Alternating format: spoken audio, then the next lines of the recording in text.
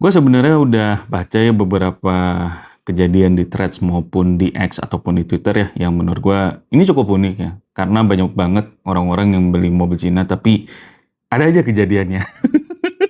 Pada aneh-aneh. Contoh, baru jalan berapa kilo gitu ya, pas roda patah.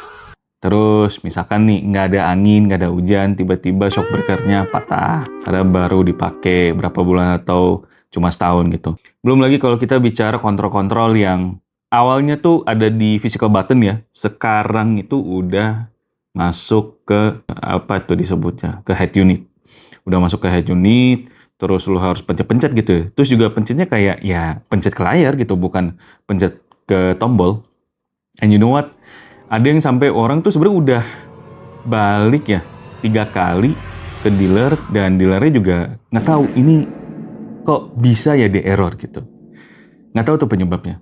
Jadi menurut gua ini hal yang aneh sih buat brand Cina yang katanya tuh kalau di beberapa reviewer bilangnya wah bagus, build quality-nya juga oke, bla bla bla bla, fiturnya lengkap. Tapi ditanya soal durability ya banyak yang kayak gitu loh. Banyak kayak gitu loh. Ini jadi pertanyaan besar sih.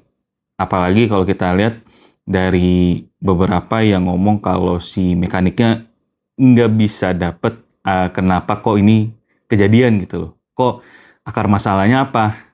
Dan mereka nggak tahu. Gue justru mempertanyakan manajerial baik yang dari dealer maupun yang dari pusat.